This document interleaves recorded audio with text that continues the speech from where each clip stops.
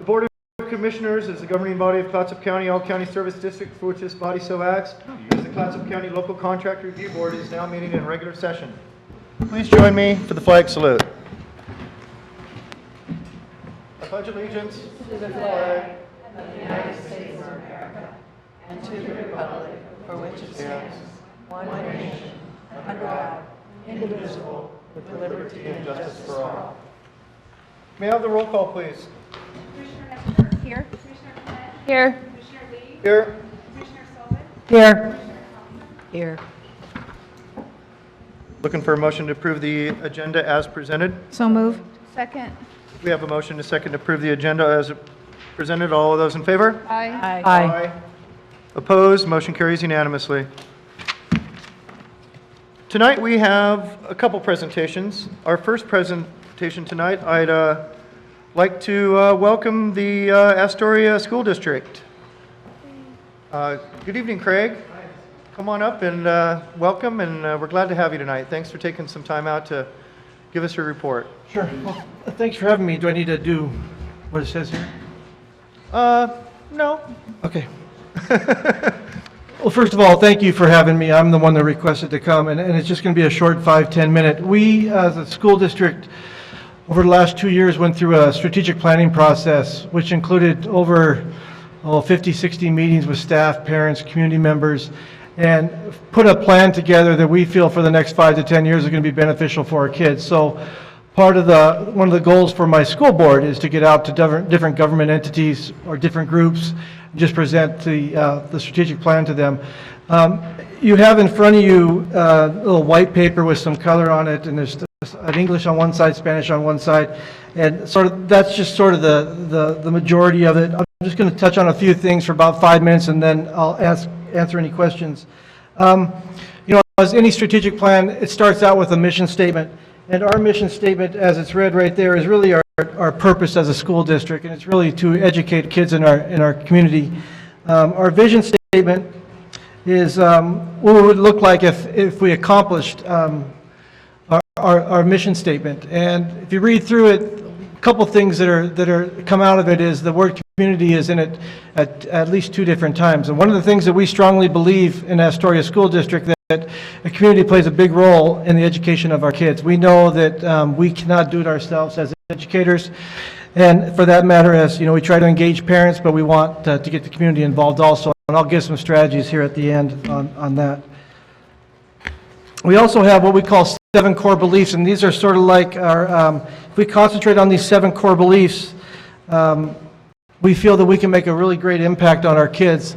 I didn't put the 7 core beliefs in the presentation because I'm only going to touch on one of them, but they are in the sort of the purple part of your presentation right there. And I'll just review them real quick. One is that we have a strong belief that every student can learn. We believe that all students, families, community members are essential partners in our education community, and I'll touch on that in a little bit. Provide an early childhood foundation. This year is the first year that we started a pre-kindergarten program. We have a preschool program in the Astoria School District now, and it's been really, really good. We've got about 16 kids in there, and got a pretty good grant from the state to be able to do that. High-level learnings occur when students are engaged, work in professional and collaborative teams. Our teachers are expected to work together at all times, and we spend quite a bit of time working together. And then maintain equitable and comprehensive student-centered education program, and I'll talk a little bit about that because it's our focus area, one of our focus areas. So those are the 7. I'm going to talk a little bit about all staff, all students, families, and community members are essential partners in our education of our educational community. We strongly believe, like I said before, that it's just not the school that has to provide education for our students. We start with families. We require all of our buildings to have at least 3 parent engagement activities a year that not only engage parents in their kids' education, but also provides education for kids within our school district. We concentrate on a couple different areas, but our students, we have, and so in Astoria School District, over 52% of our kids live in poverty. So more than half of our 1,900 kids are living in poverty. 52%? 52%, and that keeps growing. Along with that growth is a a modest growth of our Hispanic students, which probably most likely, most of them fall in both areas. So we really had to change our instructional approach and how we deal with families to make sure that we're meeting the needs of those kids. A lot of our families that are in our community, they're living in poverty, don't know how to help their kids at home with homework and things like that. So we've had to spend time going to them, not them coming to us, and teaching them those type of things. So we need more things within our district. Like I put some out there. We're always looking for volunteers. On our website today, there's a smart reading program where you meet with a kid once a week and just read 1 or 2 books to them. A lot of our kids don't have the opportunity to get things read to them. Provide valued partnerships to our school system. I'll show you a picture of, and it's good to see Cliff here in the front row, and I didn't do this because Cliff's here, but on the right is a partnership that we have with Cliff and their organization as to its CTE, Career and Technical Education Lab. The idea around it, the kids had learned 12 different skills in that classroom, which would, the idea is that the skills they're learning in there would make them employable, or at least some of the skills that they'd be taking out of Hampton affiliates and other organizations, some of our electricians within the community. That's a $365,000 lab that we received last year through a grant. It's got electronics, robotics, and those type of things in there. So, it's been a big deal. But we also have other, like we talked about with the parent and families there. I mentioned a few other ones. We ask parents to read to kids, attend sponsored events. We have a very strong arts program, both music and the regular arts. Have events going on all throughout the school year. Mentor students. We have a lunch buddy program at Astor Elementary where once a week you go and have lunch with a kid. That's eating with a kindergarten, first and second grader can be entertaining as well as messy. So there's just different opportunities and to get involved. And then the last one, our focus area 3, which is on the right side of that sheet, is just we're looking at student-centered programs that we're evaluating this year. For instance, this year we're evaluating our career and technical education programs. We're evaluating our pre-K programs to see what we can do to provide more services for our kids.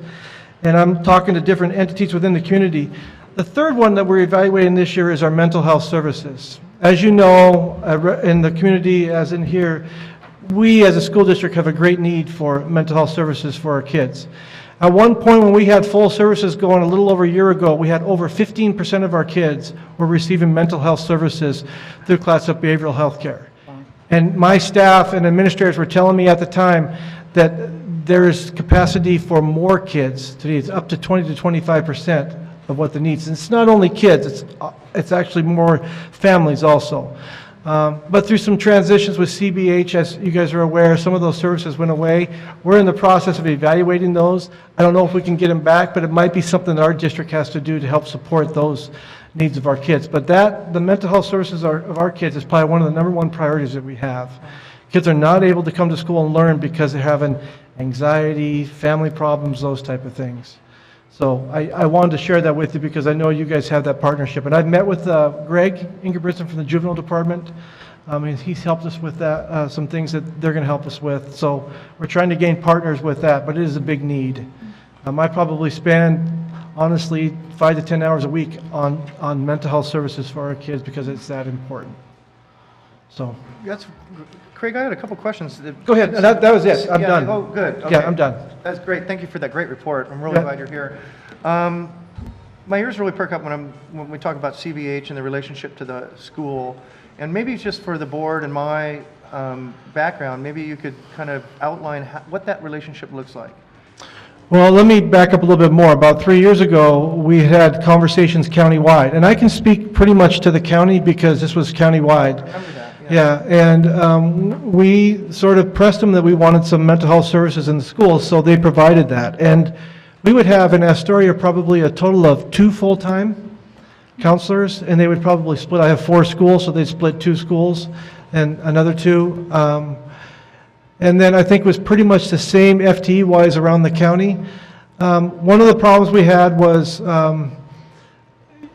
anytime that we can find an opportunity to bring services to a kid, it's always easier. Anytime a kid has to travel somewhere, whether we provide that travel or the parents provide the travel, makes it very, very difficult. It never really happens 100%. So we had some problems at a lower grade where we had some parents coming in who shouldn't be in a school because of some of the things that they were going through. So we had some of that.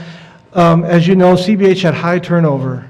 This is 2 years ago when they were going through some of their things that they were going through. So they had high turnover, so they weren't getting counselors in. So we had kids missing services.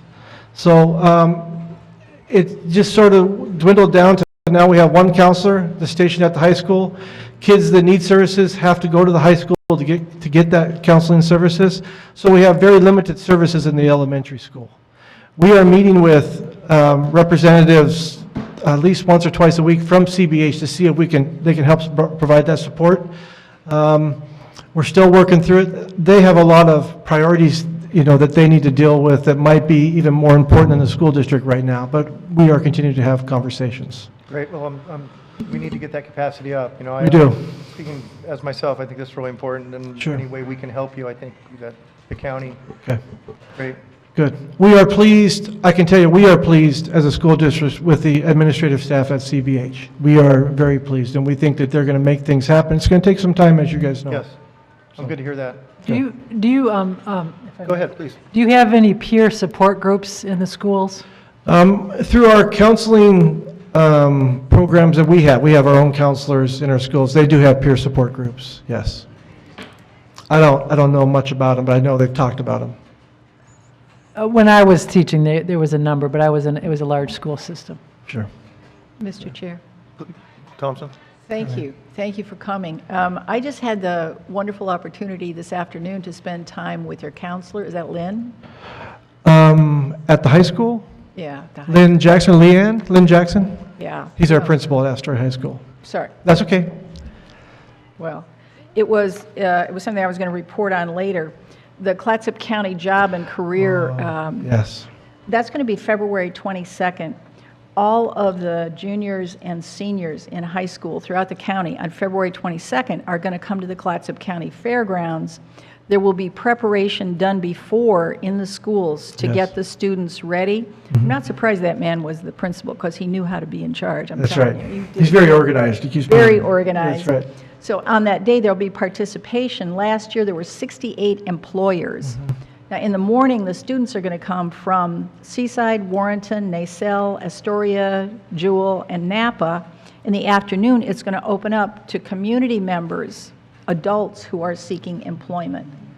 So what it is kind of a walkthrough thing where you get to see various career tracks. It's 60% now hiring, but it's also 40% long-term career. So Correct. this is a real bridge where Cedar and the schools and private employers and public employers, county had a booth there last year too, all around the county come in to take care of youth, to welcome them with open arms, to help them learn how to interview, what Correct. clothes not to wear, what not to say. But better and better, there's even follow-up afterward for mentorships. Sure. The website is clatsopjobfair.com, and I wonder if we can get a link to that on our county website, because clicking on that takes you so you can learn about what's going on and participate if you want to. clatsopjobfair.com. They talked about enticing adolescents through candy, demonstrations of jobs. Candy's good, right? Invitations, looking for fun and satisfaction. But Scott from Ohana Media Group said at the Cedar meeting yesterday he would donate 2 tablets. Oh, my God. So they're going to have the students get their passports that they've gone through the 12 sectors of employment that are available in Clatsop County. And then they get to enter a raffle, so not only do they get candy and surprises, there's the possibility of winning a tablet. Sure. So and your school has been in the forefront, continues to be in the forefront. Thank you. Well, thank you, and I can tell you that the job fair started because 2 or 3 local business people came to me and said they needed some help on getting students for work in the summer or getting some long-term employment opportunities. So it was just a matter of what can we do to expose our kids. And it's been a challenge. The things that they need are the interviews and those type of things. That's been a challenge, but it's good for them and good experience, and I appreciate your help with that. Well, what I want to tell you is that you get credit all over the place for causing this to happen. This is the third one. Well, you know what? It's okay. You can Yeah, get credit. Thank you. You're welcome. Thank you for doing that. Mr. Chair, I just wanted to say that this past weekend, when Cam and I went to County College, we had a presentation by the Extension Service, and they're doing some really neat things, and you're probably aware of those. 4-H extension? Yeah, 4-H, but also training for jobs and with the Hispanic population, the juntas, I can't pronounce it. Juntos. Juntos, Yeah, yeah. we've received a grant with, to do that in the district. yeah. And I know you also work with the North Coast Food Web, don't you, with meals and Yep. teaching, stuff like that. That's cool. Good, good. I have some questions. All right. Go ahead. So, first of all, thank you for being so diligent and committed to the education of the students and children in this area. You're welcome. I don't know, are the 7 core beliefs, is that the same as Common Core? No. That's These different. are the 7 core beliefs that we made up ourselves. Okay. No. I wanted to. Sure. Okay, thank you. And what's the mechanism for students to receive mental health help? The mechanism mainly that we see are they're referred by either parents or school staff refer them. Those are the 2 main, Okay, so. thank you. Because most of them can't refer themselves unless they're over the age of 14, I think. Is there, I'm assuming that Jill Quackenbush works with the schools for showing, advertising parenting classes? Yes. Yeah, we have received all that information, we send it out, and I think we even host some of them on our district school campuses. Do you see participation? Do you see that that the barriers are coming down so that parents feel more comfortable coming for these classes? I think the barriers are less. I think they feel more comfortable. What I don't see, and that's because I haven't looked for it, is it actually helping? You know, That'll take time. it'll take time. Sure. Okay. And that's one of the things on there that we have learned through some of the data that we have that we have a group of kids coming into kindergarten that aren't ready for kindergarten. And we recognize that. And they are starting as a 5-year-old even further behind. So we're working to get those kids up and ready to go. So I'm really happy to hear that arts are part of your curriculum. I knew you would be, Sarah. Yeah, yeah, you're right. Yeah. Yeah. What, how supported is this, the arts in the education of these students in the elementary, middle school, and high school? Well, I'll give you 2 examples, and I don't know if they're good, but the 2 examples. I think we're at the size of district we are, 18 to 1,900 kids. I don't think there is probably, from a public school standpoint, many orchestra programs in grades 6 through 12. Most of them are in high school, but we have 6 through 12. And that's, in a district our size, we feel that's pretty good. The other thing is, like most government entities, back in 2009, 10, we cut over $2.5 million from the district. Like everybody else was cutting, didn't touch music. And I can tell you, it is public, but I don't plan to touch music if I have to cut. I think it's that important for kids. So. There's a county arts council, and part of the mission is to assist with education in the arts. And even though it's in its infancy, I was just at a meeting recently that they really want to help contribute and support this. Okay. So it's just began? Because we received a grant of... 3 years. Oh, okay, yeah, that's probably, yeah. But that's in its infancy. Sure. But it's part of their mission. Good. And I hope that there will be opportunities to partner with them to bring more of the arts into the schools. Good. Not just in Astoria, but all over the county. I would like to meet with that group, That would be wonderful. yeah, if you can give me some contact or, Yes, we meet on the third Monday. Is that right? The third Monday of, yeah, Teresa knows, she attends the Okay. meetings. okay, sounds good. Thank you. Thank you, Sarah. Follow-up question? So you've got children coming to school not ready to learn. How close is your relationship with Head Start? Our preschool program that we have is in partnership with Head Start. So, because we only allow kids in our preschool program who meet two criteria. One, they have to be living in poverty, and either that or they have to be Hispanic. It's the same criteria for kids in, most kids in Head Start. So we work closely with them on enrollment. Our goal is to, so we'll have like 125 to 135 kids like in kindergarten. And our goal is to get about 100 kids in either preschool or Head Start together. Great. So we work closely with them. And there's other, it's that P3 before kindergarten movement is sort of new, so we're working with other entities also. That's great. So, All right, well, just as closing, is there any challenges, Craig, do you see on horizon that, as things are going to be coming on the radar here in the next few years that you'd like to, I mean, you don't have to tell me, but yeah, as this, funding is always a challenge as you Yeah. guys go you through. know, you don't have a crystal ball. No, funding is always a challenge. One of the benefits that we have as a school district is some board like yourselves about 15 years ago made some really great decisions with our PERS. Our PERS increase is about 1.5%, 2% is it. Everybody else is 16 to 20% because they did some things with bonding PERS. So we are in good shape that way. It helps us with other programs when you don't have to pay that much, yeah. But funding and consistent funding, we don't know, it's up and down year to year. Every 2 years it's up and down, but so. It's a common thread. That's right. everywhere, yeah. Any other questions? Thank you for that wonderful Thank you guys for your presentation. time. Have a great Appreciate it. evening. Thank you. All right. We have another presentation. Monica Steele is going to come up and give us the second quarter financials. Good evening, Monica. Welcome.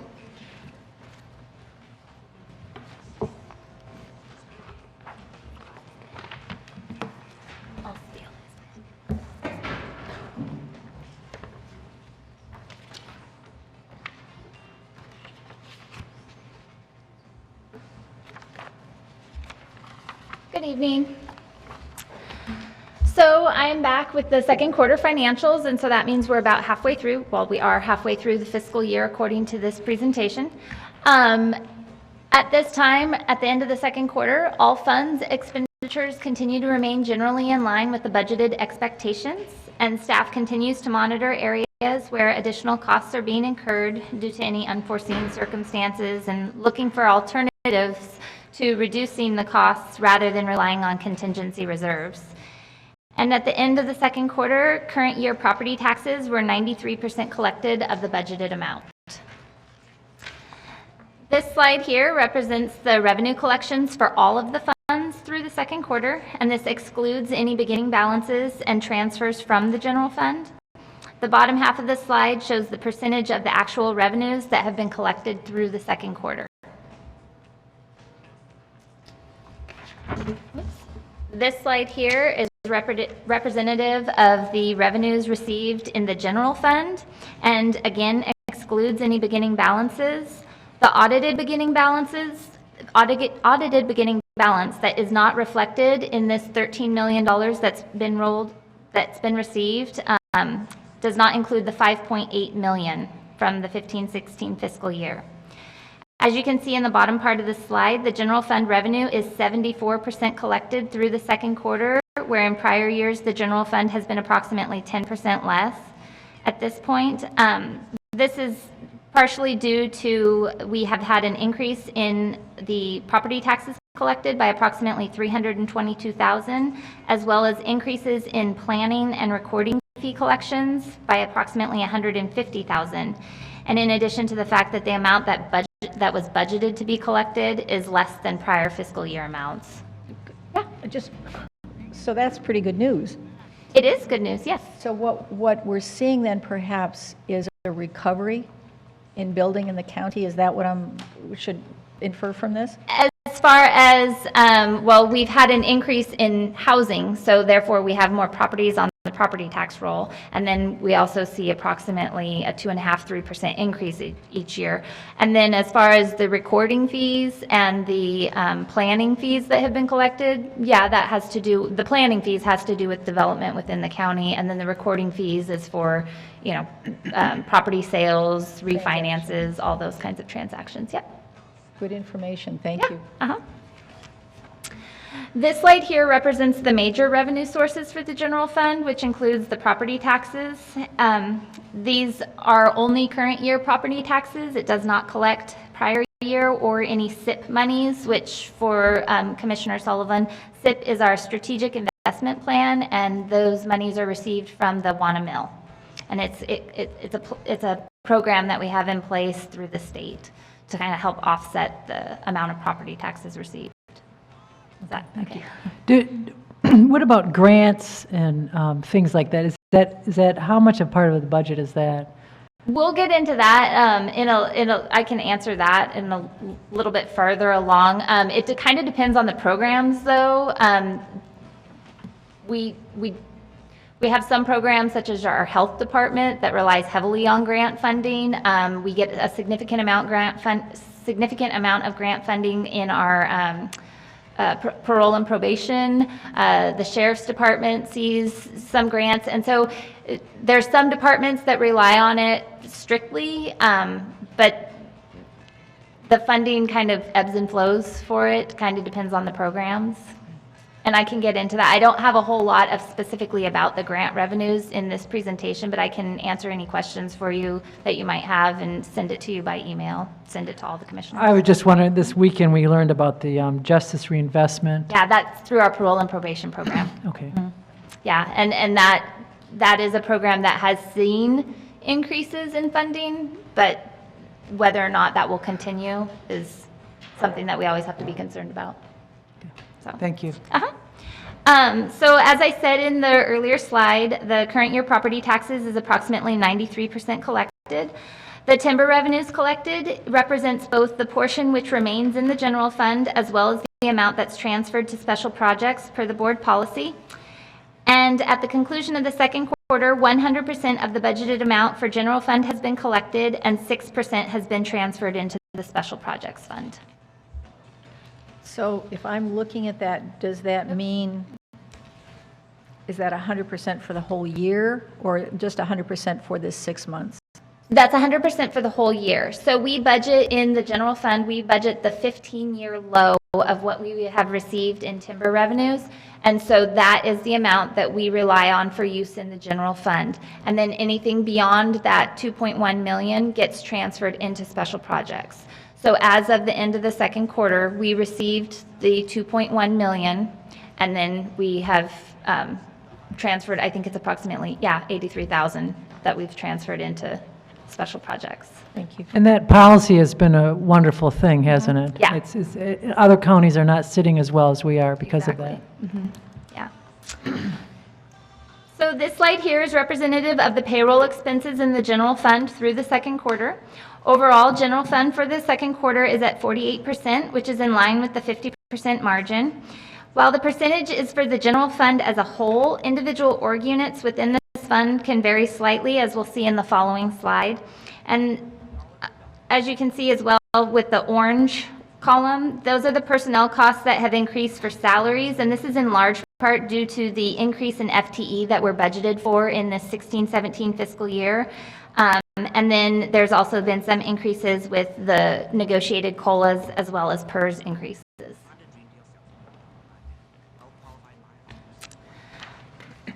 In this slide, the majority of the org units, as you can see, are in line with the 50% margin. The clerk, admin, and elections is significantly above this mark for the halfway point, and these costs are associated with a settlement agreement that was made with a former employee. A budget adjustment has been made for this. It was brought to the board back in October, and so as the year progresses, this is going to level off as it should. Staff will continue to monitor this situation to make sure that costs level off with any other departments that may be of concern as well. This slide is representative of the Board of Commissioners expenses. Of the amount that was budgeted, $88,560, approximately 46% has been expended. We anticipate that as the remainder of the year progresses, additional expenses for travel reimbursement requests will come in, and we just ask that as a commission, you submit those at a minimum on a quarterly basis. My bad. It's okay. That way it doesn't look so bad at the end of the year when all of a sudden it like shoots up. You know, just keeping, I don't have administrative support, and, Teresa. well, no, in terms of filling out the paperwork, I'm telling you. And so that's a hardship for me. So I apologize for the impact on your data, but I've got a choice between actually doing outreach liaison work and doing the paperwork, and the paperwork lags. No problem. If it helps, all you have to do is turn in the receipts for us. We can fill out the paperwork for you to make things easier for you. Can I give you my calendar and you do the mileage? Because that's, well, see, but that's the thing. Yeah. So there's a disconnect there. Oh, yeah. Okay. So this slide here represents a breakdown by commissioner for expenses in education and training, meals, mileage or rental car, and fuel charges, as well as lodging. The total amount budgeted in these line items is $13,500. At the conclusion of the second quarter, Commissioner Roan had no expenses for the first half of the fiscal year, so his name was removed from the slide, and Commissioner Sullivan had incurred costs as a result of participating in educational opportunities as an incoming commissioner. So some expenses associated with that training are listed here. And not turning in her expense report. That's okay. No problem. This slide here represents the org units associated with the Public Health Department. Construction of the household hazardous waste facility is underway. The county has opened the RFP process to accept bids and proposals. So as we move into spring, we project that expenses will continue to be incurred and hopefully close in on completion before the... Finally. Yeah.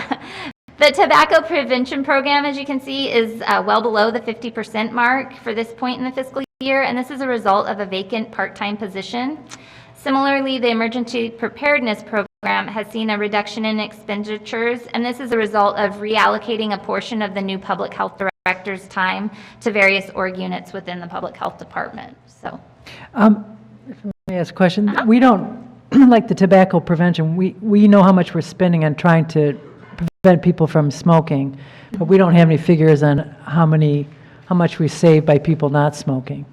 the public health department, I would imagine, can provide you with that information. Yeah, we do have some of those estimates. Yeah. Because that's kind of a part of the story too, about how Yeah. much, Yeah. what the good is that we're doing with these programs. And you were asking about grants earlier. This tobacco prevention program is strictly a grant-funded program.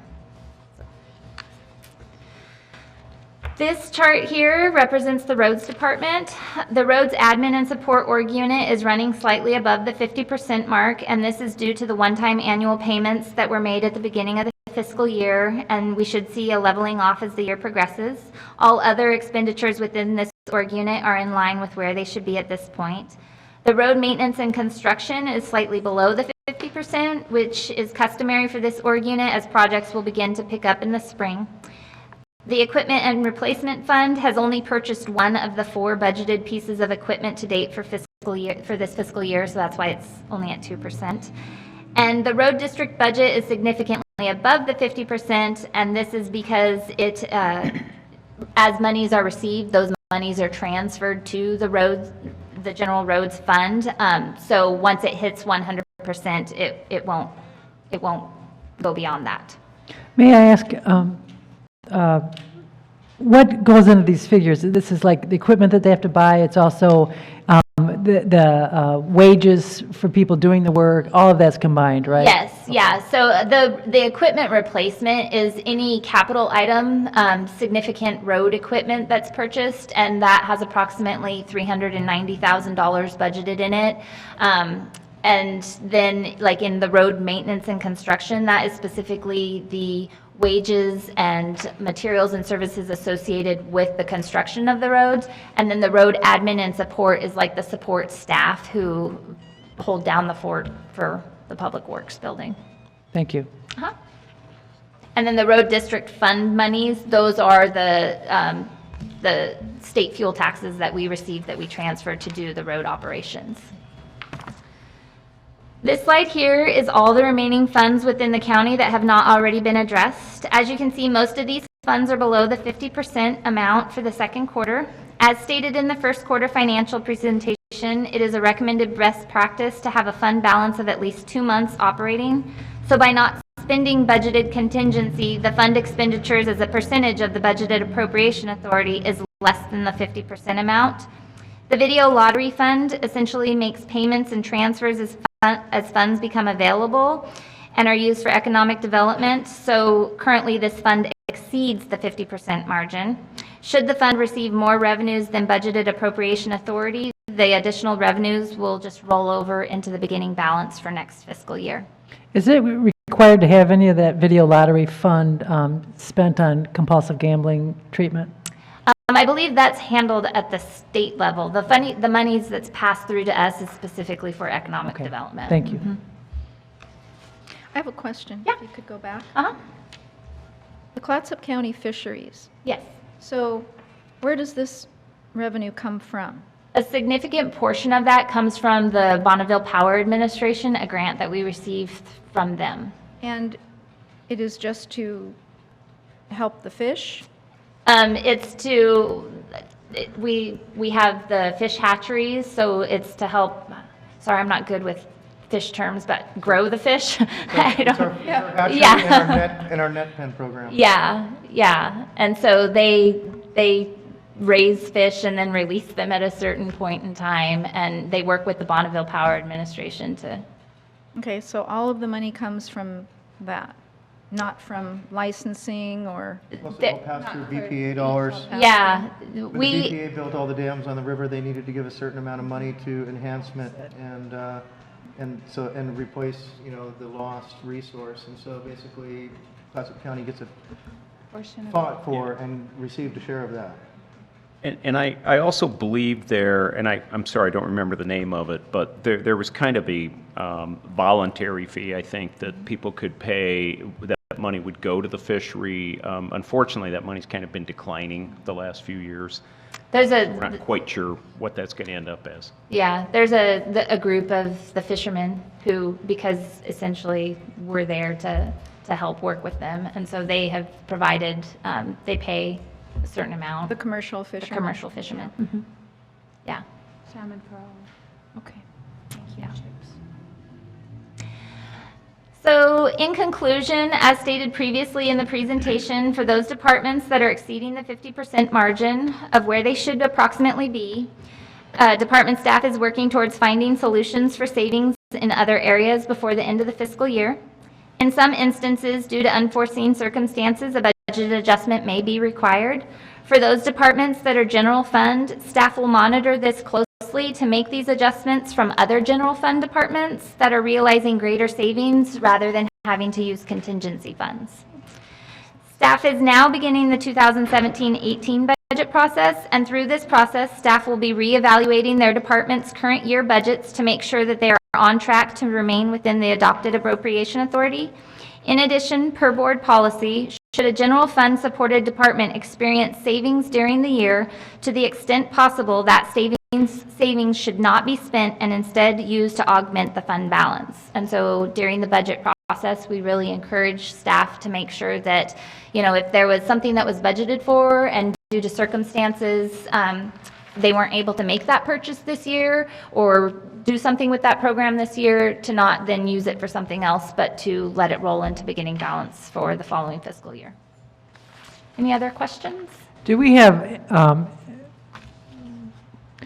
are we planning for PERS? Is that already worked into the budget? When we do budget forecasting, we anticipate those growth rates. PERS, when they provide you with your rates, it's for 2 years. It's a biennium amount. And so we've built that into our budget forecast for next year. Similar to what Craig was saying regarding PERS for the school, several years ago, the county also went out for a bond, and we were able to do well with that. We are seeing more than just the 2% growth that he's talking about, but we are we're not seeing anywhere near the amount of growth that a lot of other local governments are, as far as your PERS rate. That's good to hear. Thank you. And so in conclusion, I just want to encourage anyone who's interested with questions regarding the budget, whether it's the county as a whole, functional areas, or departments, to visit the county's open budget module, which can be found on the county's website. Thanks. Yeah, this is, thank you, Monica. And this is, the county module is awesome. Thanks. It's really a great tool for me and I'm sure citizens. So Yeah, good great. job. I'm Thank glad. Thanks. you.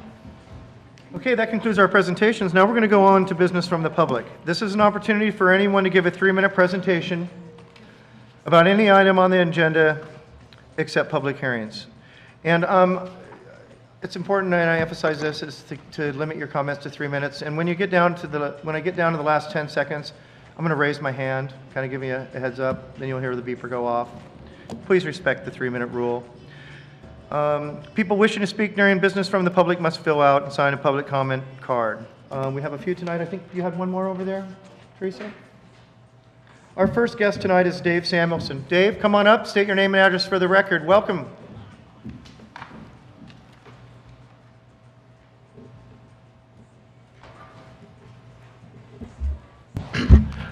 Dave Samuelson, 80672 Highway 202 Seaside. I actually live in Jewel. Something's been brought to my attention in the last few days, that there's a 3-story marijuana extraction facility proposed for Jewel on a site that in 1996 we had just a catastrophic event that 8 or 10 days ago all the markings were there for it to happen again. But the building on that site in 1996 was the last time there was a building there. I watched it with my own eyes float away. The water was so high around it. Now the reason why I bring up water is the Planning Commission, all you people, commissioners, when you get a drink of water, you probably get it from the city or a water district, or maybe some of you have private sources. Jewel doesn't have a town. I'm not speaking for the school district, but I was very involved in an $18 million building project we did out there. I was a district spokesman. I was chairman of the board. We spent millions of dollars on the water treatment for our school. This proposed marijuana extraction plant is 700 feet from our water intake, with the thing that really got my attention, a 3-story commercial building with a residence on top of it with a sewage holding tank. So if this comes to pass, I think it's putting our students and the houses that the school owns, that the school water goes to, at great risk. And I would like to invite you commissioners to come out and look at this site, because it was, the Coast Guard has pictures of it, the Sheriff's Department has pictures of it in 96, completely 100% inundated. Our school water system at that time basically was put out of business, but it was 10 days before we could even check it out. And at that time, we had to plan kind of in the works. We were mandated to do a seismic study, which we did by the state. And at the conclusion of the seismic study was to basically, we planned for 2 years to just build a new school. It was the most cost-effective thing to do at the time, which we completely built the water system, which also supplies the rural fire department, because there's holding tanks out there that the fire department can use to fill up their trucks. 10 seconds. As I say, there's no city of Jewel. So the biggest expenses for us when we did our major school project is we had to provide all the infrastructure. It was $1 million+ for a septic system, And in the last 20 years, we've probably spent upwards of $2 million on the water system because we continually had to improve it with DEQ, Health Department, State of Oregon, the Feds, Department of Education. So I think if this comes to pass, it's going to put the students of our school at tremendous risk because never once in the last 20 years have we had to worry about a septic holding tank for a 3-story commercial marijuana extraction business being located 700 feet from our intake. Thank you, Dave. Thank you. Dave, is this We don't do question and I answer just want to know on, if it's the one that was in the paper. yes. Okay, thank you. Okay. We really look forward to some written comments too, Dave. Thank Okay. you. Thank you for your time. Thank you. Our next guest is Rick Culver. Rick, come on up. Name and address for the record. Welcome tonight.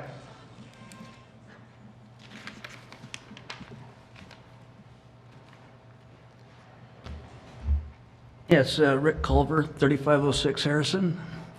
I believe you received a letter that I gave to the county manager. Maybe you read. I had a concern. Well, anyway, I'd like to, I seen an article in the paper about a Clatsop County Charter Review Committee. There weren't any times and dates for that. And that's what I basically came to get. I'd like to get involved with that. So, was there times and dates of that, Well, when that committee was going to occur? well, you Or can the, call the county manager's office and they can fill you in on what's going on there. okay, so it hasn't started yet. Oh, we've already appointed our county charter review. Okay, okay, but there was public comments or there was public, Yes, there'll be plenty of public comments and opportunity for testimony. okay, so it's already started and got to call the county manager, right? Huh? So I need to call the county manager to get Yeah, I'll call the county the manager. times and dates on that? Yeah. Okay. All right. Okay, that's just what I wanted to do. Ask about. Okay, thank you. Thank you, Rick. Our next guest tonight is Ann Samuelson. Ann, come on up. Welcome. Name and address for the record. Well, I live with him. My name's Ann Samuelson, 80672 Highway 202, Seaside, Oregon. And I belong to a number of boards and an educational board and others, but I'm just here representing me as a concerned citizen of Jewel. And anyway, what I wanted to ask you to look at as a commission is possibly do a work session around this whole marijuana cultivation commercial issue. What we're seeing happen out in our neck of the woods when we have rural law enforcement, and if we're lucky, we've got a deputy maybe 2 days a week out there, and we have volunteer firefighters and an ambulance that I think is like from 1978. And they run on a $50,000 a year budget out of a cinder block building, and they're first responders on Highway 26. We're not prepared for the industry that's what I suspect is pretty much booming out there in terms of cultivation. And Dave spoke with you a little bit about the marijuana extraction facility. The fellow that's going to do it actually came out to a school board meeting, which is how I found out about it. I would highly recommend that you come out to Jewel School and do a public hearing in our community so that our community really gets heard, so there's more engagement there. It's my understanding they have gotten a conditional use permit for the marijuana processing facility already through the county. The other thing is there's federal laws about this, and we all know that federal laws don't match state laws. And as a realtor, which is what I do now, I'm culpable and liable for some aspects of any kind of marijuana land deal or anything. I can't even tell you what all those would be, but we have to sign a policy with the company I work with about that. So what I would ask you to also look at is what's your liability as a commission and what's the liability of the county for kind of giving a real green light. Now, I know it's legal in Oregon, and I'm not here to debate whether marijuana is a good or a bad thing. That's not my point at all. It has some very good medicinal purposes. But my point is there's a county in California, I think it's Calaveras County, and they gave a big green light to the marijuana industry, which is what Clatsop County's pretty much done. And they now have this huge movement there to ban commercial cultivation when it's already underway there because they've had so many homicides, pit bull attacks, and criminal activities going on in that county. And it's rural and it's small, kind of like us, probably maybe even more a little rural. But I think just to err on the side of caution, if you guys could take a look at this with a different kind of lens, now that we know more about it, and I certainly don't have all the answers, but it bears discussing. We're also a Way to Wellville community, and I think this is kind of a wrong turn on the way to Wellville. You know, what's the prevention? And there should be some programs with public health in place to deal with, I think, some of the health aspects of marijuana, the negative health aspects. Anyway, I could say more, but I'm going to leave you a copy of the Cole Memorandum that was written in 2013. Oh, thanks. Okay, our next guest is Brian Swearingen. How's that? Come on up, Brian. Help me out with my pronunciation there. Oh, fair enough. Welcome, and name and address for the record, please.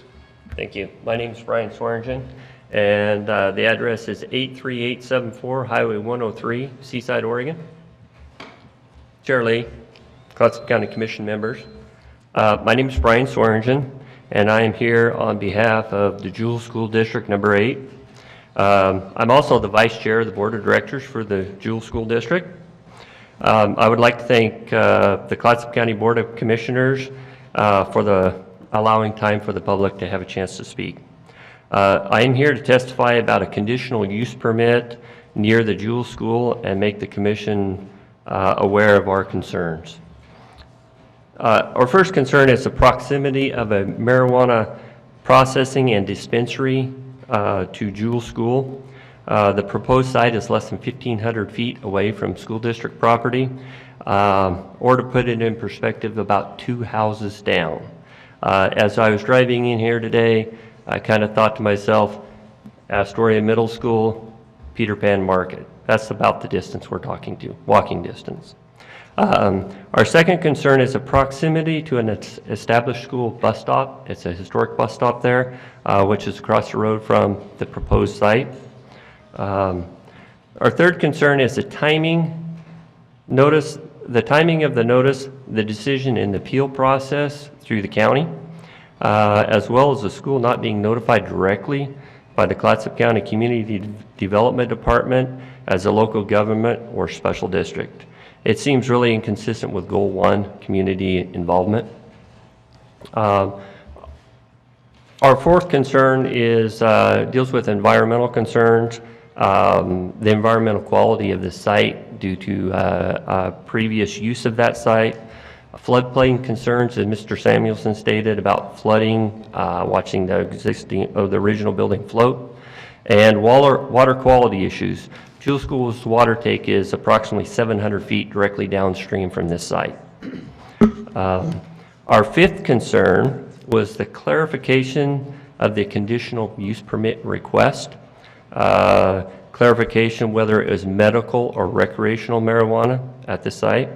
Clarification on the retail intent stated in the application. They talk about food or marijuana, dispensary type thing, or drink. The last part of our clarification concern was testimony of the applicant at a public meeting differing from what was stated in the conditional use application permit. And finally, in both our initial letter of concern to the county planning department and in our official notice of appeal, Jewell School District has requested a public hearing in this process to discuss the conditional use permit request. Jewell has asked the Clatsop County Board of Commissioners for a public hearing on this issue. I have copies of the Jewell School's original letter of concern as well as the notice of appeal, including supporting documents. I will leave with you. And again, I want to thank you for allowing time for the Jewell School District to come and provide public comment in an open forum. Thank you. We Thank really you. appreciate your comment. Thank you. Thank you. That concludes business from the public today. We're going to move on to the consent calendar. I'm looking for a motion to approve the consent calendar as presented. So move. Second. We have a motion and a second to approve the consent calendar. All those in favor? Aye. Aye. Opposed? Motion carries unanimously. We're now going to move on to a public hearing. This is a continuation of a public hearing on ordinance 17-01, amending the county code to address payment of transient room tax. Is there any additional information from staff? Commissioners, no, you heard the introduction to this two weeks ago. This amends our 1997 ordinance to deal with intermediaries like Verbo, Airbnb, and Expedia, which didn't exist in 1997 and are now the primary source of our room tax rental income. Thank you, Council Reynolds. Is there any public testimony? If you wish to testify, is there any public testimony today on this public hearing? Seeing no public testimony, I will now close the public hearing and we will move into a discussion and deliberation by commissioners and entertain a possible motion. Seeing no, yeah, this is fairly straightforward. Commissioner Thompson? Are you ready for a motion? Yes, ma'am. I move to adopt ordinance 2017-01, amending the Clatsop County Code, Section 3.16, to address payment of transient room tax by intermediaries and conduct the second reading by short title only. Second. I have a motion and a second to move to adopt ordinance 2017-01, amending Clatsop County Code 316 to address payment of transient room tax by intermediaries and conduct the second reading by short title only. May we have the, all those, we have a motion and a second. All those in favor? Aye. Aye. Opposed? Motion carries unanimously. May I have the second reading by short title only? An ordinance amending Clatsop County Code, Section 3.16, Ordinance 90-7, to address payment of transient room tax by intermediaries. Thank you. We're now going to move on to fiscal year 2017-18 budget policies and strategic plan, page 65. Welcome back, Monica. Thank you. May we have the staff report, please? Yes. I'm actually going to present it to you in the form of a little presentation so that we can go through this, so hopefully you have patience for me. Okay, so there are services that by law the county must provide, and some of these services include elections, health services, land use planning, law enforcement, and jail management, property deed recording and survey mapping, road construction and maintenance, and tax assessment and collection. Being able to provide these services dictates where and how the county must budget resources. When crafting the budget, there are certain questions that must be answered during the budget process. Those questions being, what services do we want to provide? How do we pay for these services? And how much shall we pay for these services? When answering these questions, county staff as well as budget committee members need to take into consideration the community's values, given that how the county spends these budgeted resources is a reflection of those values, while at the same time meeting our statutory requirements to provide these services. Could I just hold you up for a minute? Yeah. It says these values tend to not change much over the year. And that's where I think, I really appreciate the work staff does to budget prudently. There's no doubt you are a prudent budgeter, no doubt about that. I hear community input about housing being a crying need. I hear community input about resilience being a crying need. And so for me, I'm not sure that that's an accurate statement, because I think there's been a growing awareness that we have, I would say, issues, problems. And so the values, I think, have shifted in some regard. So that's how I look at it, that there has been some change in it. Are you? Oh, well, I was just going to say, in the budget policies, the board, these are your policies, and within those policies, it is on... I looked at the part where it had housing as number 4 and resilience occurred not at all. I think that since those were adopted, I think there have been some changes. I think there have been some significant changes that we've seen in community awareness and in, I'm just going to call them demographic changes. So perhaps we look at changing those as we go forward. But I would hope that when we look at the budget, we're looking at how do we keep current with the temperature, the content of community values on an ongoing basis. May I make a comment? Sure. I happen to have a copy of the budget, the gigantic one. And in there is the 2030 plan that was adopted, I think, in 2015, which talks about values. And perhaps we can get a work session in the future to discuss this and kind of see where we're at with that. I'm going to let, Yeah, and just a quick comment. I think the actual intent of the statement here is to say that the values don't change much during a single budget year, but certainly over time, values change. And sometimes during a single budget year, they change. I'm telling you, that New Yorker article, that really lit a fire. You know, I think there was, if I can make a really bad pun, a seismic shift. That's terrible, isn't it? Community. That is terrible.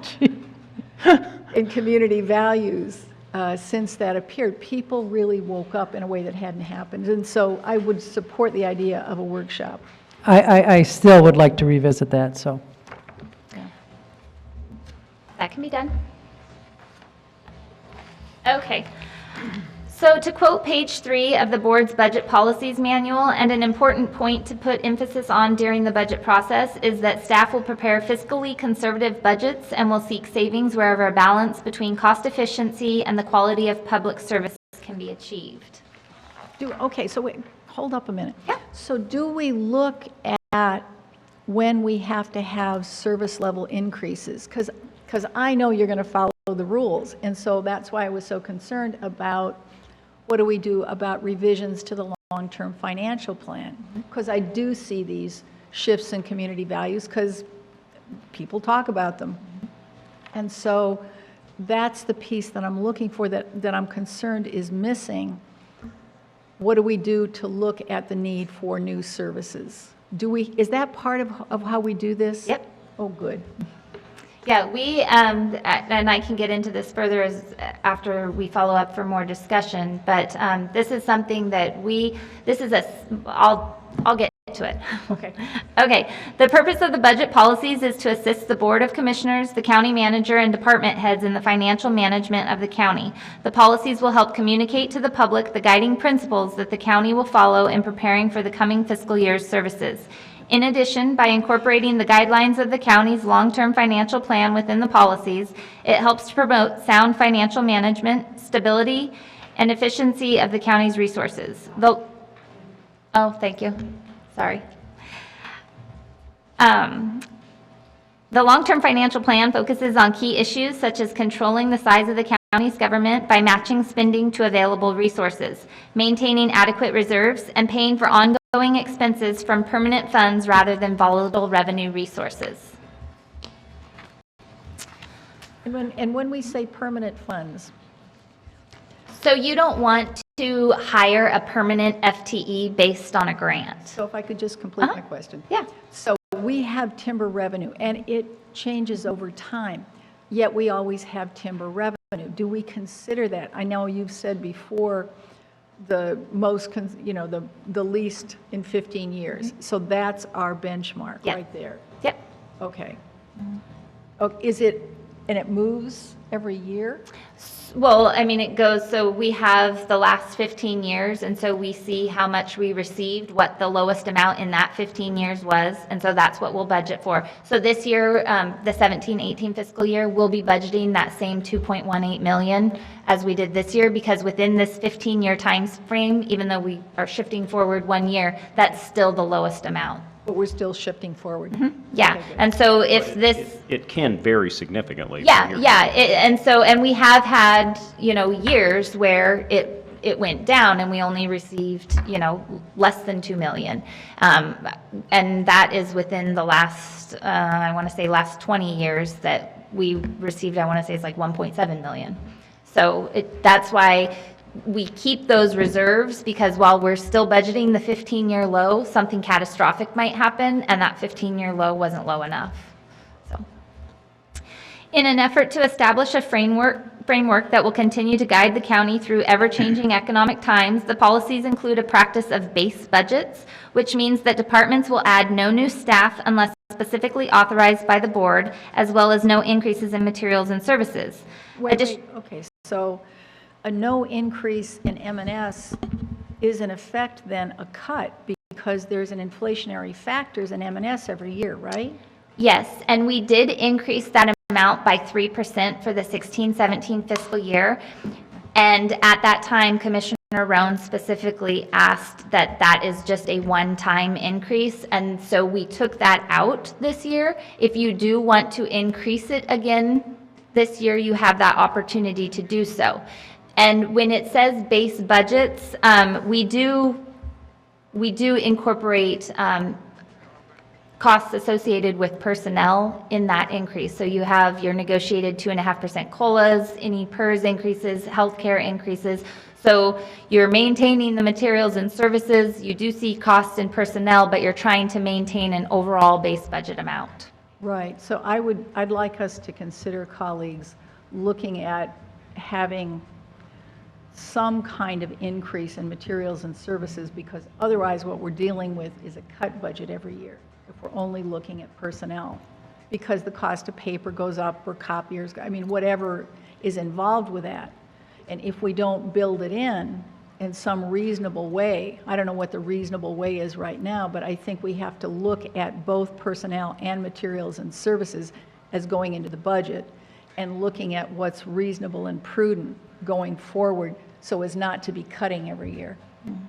So. Yeah, and we base our budget preparation on county board policies and directions, and certainly those can be changed. My only request would be that if that's going to happen, the sooner the better, because we're already in budget prep process right now. It has to happen tonight. Well, which leads me to another point, that when does the board involvement in the budget process come?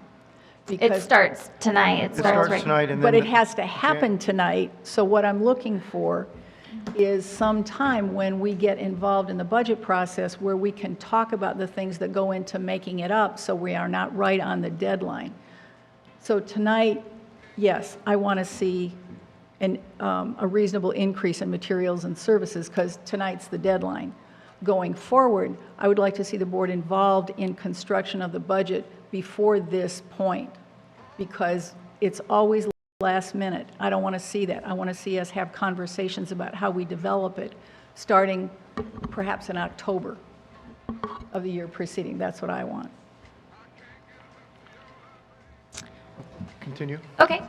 So the county's priority services, which are funded by discretionary resources listed in priority level, are public safety and justice, public health, general government direct services, which includes departments such as assessment and taxation, elections and records, and the Board of Commissioners. Number 4 is community development, land use, transportation, and housing, and number 5 is culture and recreation.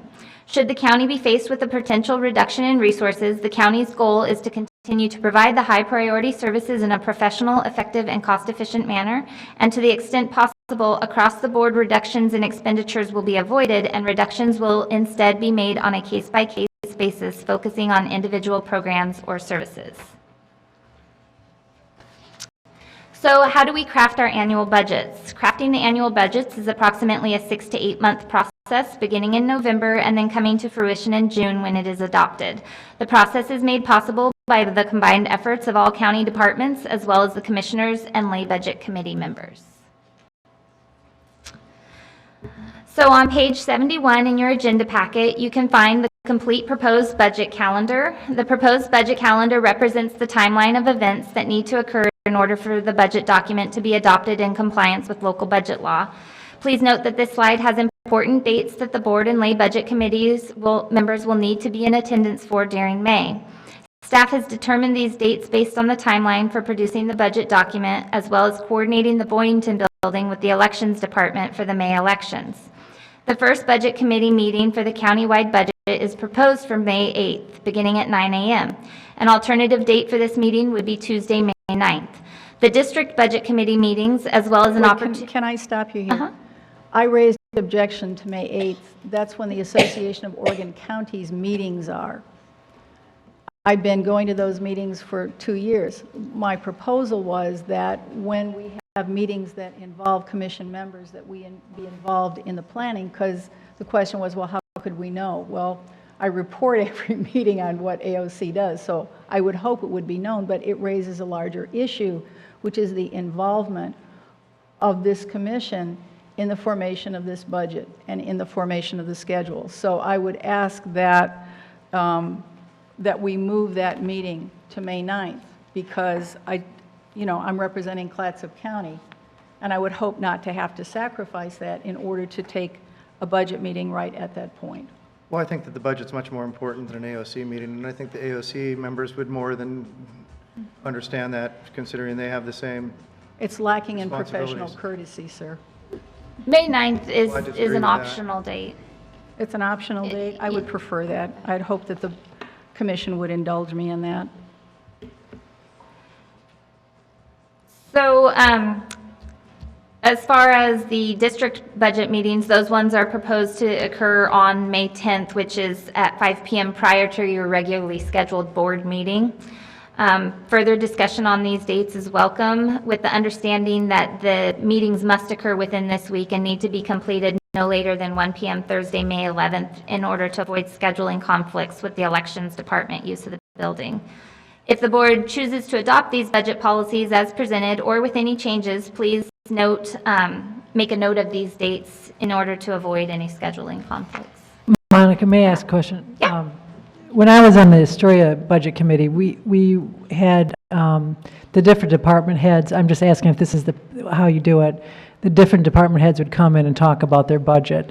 Yes, we do that. And so to kind of give you an idea of our budget process, if you look at the whole calendar, we start this process, we develop the cost sheets and everything, the indirect costs that get sent out to all the departments. We start that in November, and we build those cost sheets. We send them out to departments so that they can look at them, and it's based on the current FTE that they have in their departments. And so then from there, they make sure that they look accurate in case that any changes had occurred during the current fiscal year.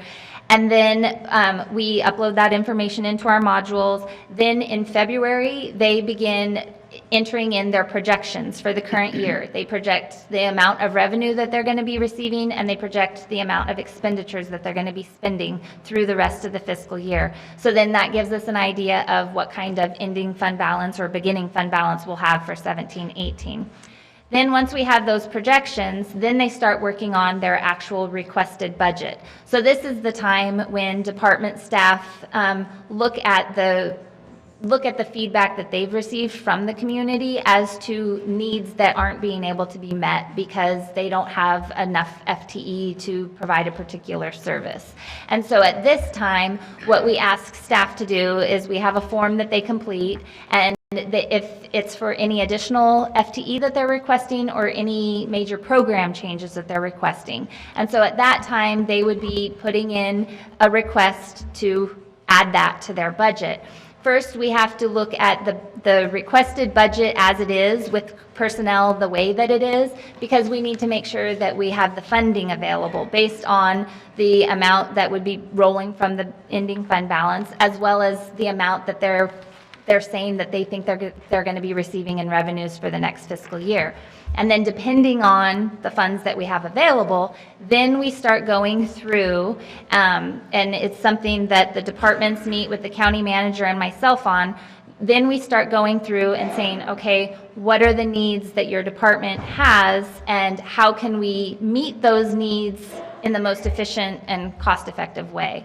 And so we do sit down, with the departments, as the county manager and the budget and finance director. We sit down and we have those meetings with all of the departments for every single org unit throughout the county.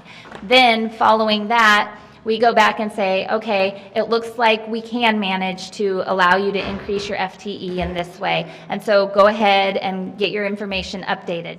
That's also during the time where we understand that materials and services, there's going to be contract increases and stuff like that. So that's the time when departments come to us and say, you know what, this has just been continuing to go up, and so we're going to need to increase this line item is that going to be possible? So rather than just doing a 3% across the board every year, we kind of look at it on a case-by-case basis, because not necessarily is it necessary for one department to have an increase in 3% when they might not necessarily be even using the amount that they have.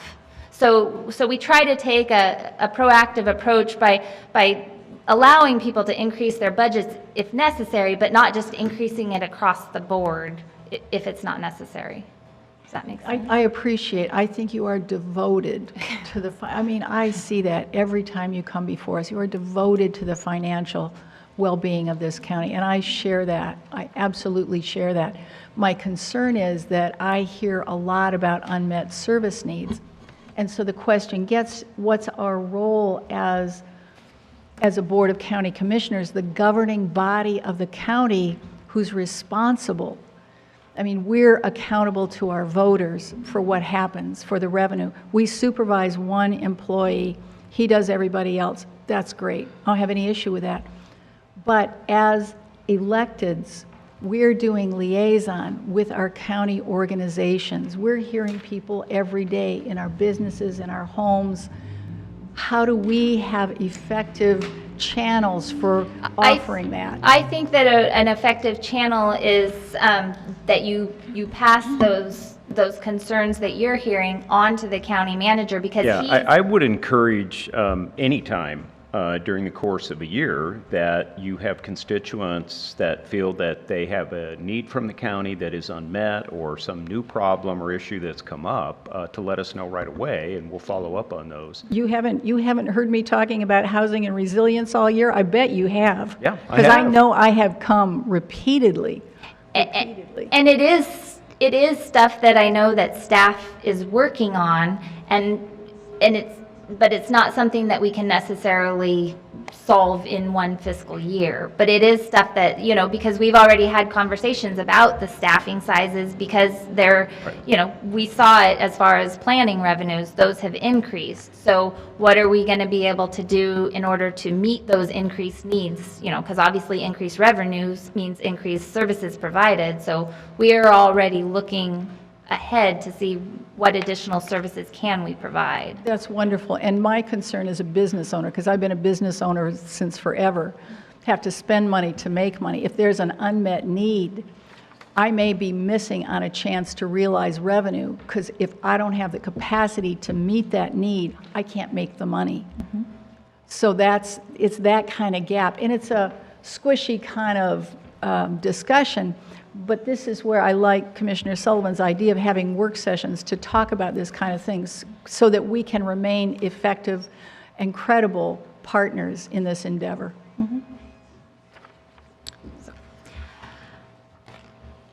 Okay, so in conclusion, while there is no fiscal impact associated with adopting these policies and approving the resolution in order, not having these policies could have a significant impact on the future financial sustainability of the county.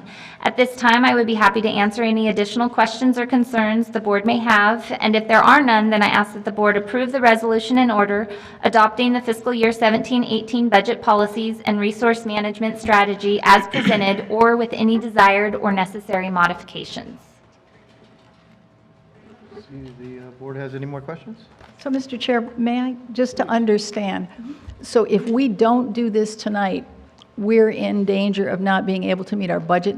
Do we have time for a work group before we go forward and make a motion? So the staff begin trying to build their budgets February 1st. My question was more about the plan, the 2030 plan, that's separate from this. Okay, thank you. I move that we approve the resolution in order as presented or as modified by the board, and authorize the chair to sign. Second. So, Mr. Chair, let me just ask then, are you willing to move that meeting on May 8th to May 9th? No. Then I'll vote against this. Monica, we talked about that one wording change. Does that need to be done now or not? No, I can go ahead. It's just there. Just a Scribner's error. Yeah, we changed the name of this to a resource management strategy, and there's in one part of it the word resource reduction is still in there, so it's just a grammatical change. Thank you. All right, we have a motion and a second on the table to approve the resolution order as presented or as modified by the board and authorize the chair to sign. Seeing no further deliberations, all those in favor? Aye. Aye. Aye. Opposed? Aye. Motion carries unanimously. Thank you for the staff report. Did you need that to be All right. a vote for or against? I am against this. So pardon me, I should say nay? I'm nay then. I'm against this. I'm not even going there. Oh, it was just to get the record straight that it was a four to 1. 4-1. Okay. Yeah. 4-1. Nay. Sorry. Sorry, thank No, you I- for clarifying. Okay. Commissioners' reports. Oh, no. This is the highlight of the evening. Tonight we have the Northwest Oregon Housing Authority Board appointments, and we have some great candidates. And I've had the opportunity to speak with both of these individuals. And can I have the staff report, please? Yeah, as you know, there's been vacancy on the board. We've been advertising for the board of the vacancy for the board of the Northwest Oregon Housing Authority. It's a collaborative effort between Clatsop, Tillamook, and Columbia counties. We had one commissioner on there that retired before the end of her term. That's what created the vacancy. So we did advertise. We did receive 2 candidates, as Chairman Lee mentioned. And so we are not making a recommendation on either candidate. We're presenting both candidates to you to make a decision. Great, thank you, Kim. Well, as chair of this board and the Northwest Oregon Housing Authority, I'm going to kind of step a little bit back from my opinion about both of these candidates. I think both of them would be fine candidates. And I'll defer to this board, and if there is a tiebreaker that needs to be break, I guess I will step up to that plate, but hopefully we could perhaps come to that. It's challenging. They're both quite qualified, and I don't know either of them personally, so. Mr. Chair, I'd like to make a motion, if I may. Please.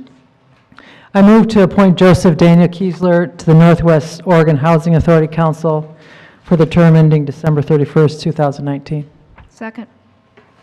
We have a motion and a second to appoint Joseph Kessler to fill the vacant NOAA board position of the Northwest Housing Authority Council for the term ending December 31st, 2019. Seeing no further deliberations, all those in favor? Aye. Aye. Opposed? Motion carries unanimously. Joseph, are you here? I am. Come on up and introduce yourself. This is our new appointment to the Northwest Oregon Housing Authority. Could you take just a brief moment and tell us a little bit about yourself? I know we've read some great things here, and I look forward to serving with you. And you prefer to be called Daniel, correct? Yeah, Daniel's. Okay. Speak into the mic, please.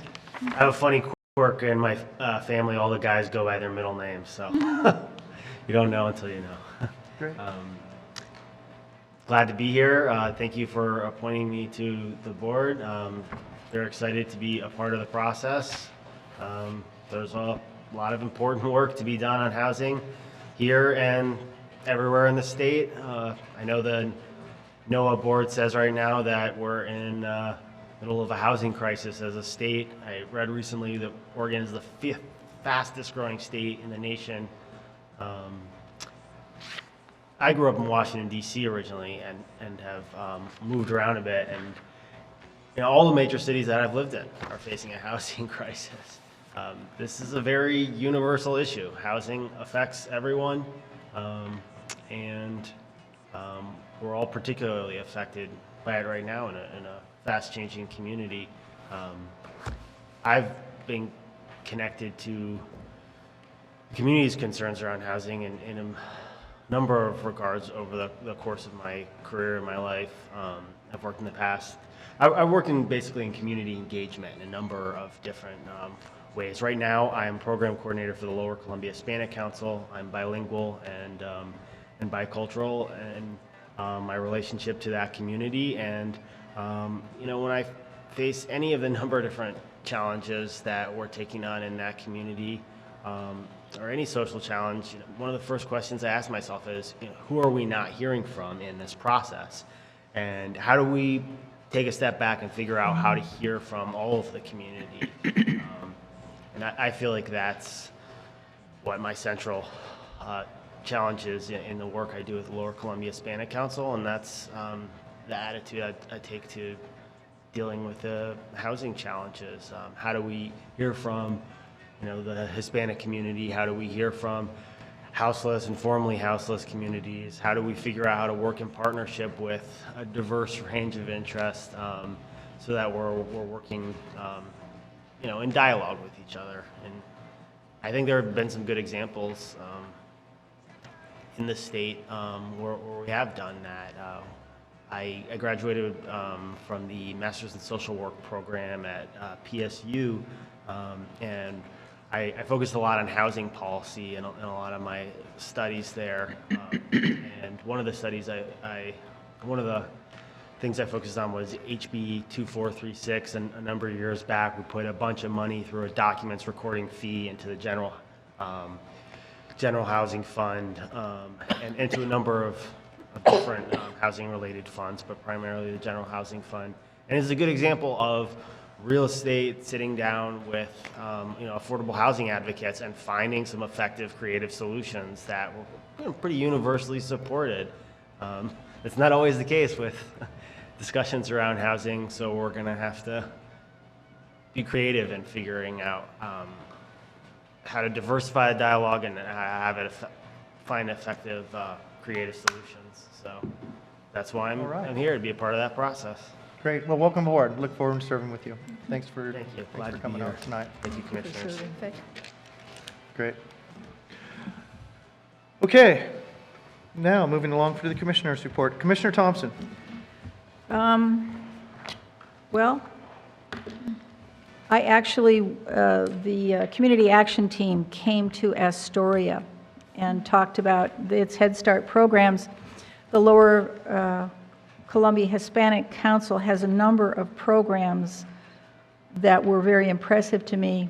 Abiertos las Puertas, the Open Doors, Healthy Beginnings, Healthy Opportunities, tax filing assistance, financial literacy, just a bunch of Voz de la Comunidad, the voice of the community, a bunch, pardon my pronunciation if I err, but a bunch of really good programs. It was good to have the Community Action Team come to Astoria and talk about what's going on here with Head Start. I've got folders and programs and that sort of thing. I'm going to meet with Elaine Bruce, who's Clatsop Community Action's director, because Clatsop Community Action is a spin-off of the Community Action Team, and I'm eager to see how we coordinate in Clatsop County with the larger Community Action Team, which not only does Head Start, does veterans services, does housing, does a bunch of different programs that are of benefit in this community. Went to listening to the land at the Seaside Library, found out that they are doing projects. OSU, Dr. Torres, is doing projects to get the effect of noise on marine mammals. And so I had a conversation with her, asking her to give us data, and I referred her to OCZMA, so I don't know if you'll hear from her because she's headed off to New Zealand to do research. But we get proposals about wave energy, and when we ask them about the impact of the noise on marine mammals, they don't have data. She says they have data and they can provide it, so I sent her to you. Oh, thank you. Yeah. I talked with Josh Bruce about resilience. They have a strategic doing process at the University of Oregon. We may be able to use that on the resilience subcommittee. I went to the Marine Reserves program and heard about the Cape Falcon Marine Reserves. All good work. Lots of programs coming up in that. March 9th, I'm going to moderate a panel at the Earthquake Engineers Conference. And they're talking about defining resilience in the Cascadia subduction zone. They're talking about a return to service rather than just saving lives. I think that's where we want to be headed, because I had a conversation with a grocery store clerk about, I live at the coast. Well, she said, I'd love to come to the coast, but now I'm scared to. I said, but we're planning on taking care of that. What's becoming more and more clear is that business resilience, the capacity of business to resume functioning, is critical to community resilience. So focusing on that going forward. Tom Horning is part of that. Chris Goldfinger, Nate from USGS, Kent Yu, they're talking about vertical evacuation structures. So in an area like Seaside, where it's not going to be possible to reach high land, maybe vertical evacuation structures are going to save lives. I don't know that anybody has solved the problem of what happens to Astoria shaking loose. I still worry about that. Every time I come up here, I think about the Astoria shake map and get nervous. What they're looking at, too, is having metrics, is looking at how do we determine moving out of the tsunami run-up now and later, the exposure of a community, relative versus absolute resilience. What subgroups are more exposed? Low-income people, limited mobility people, seniors.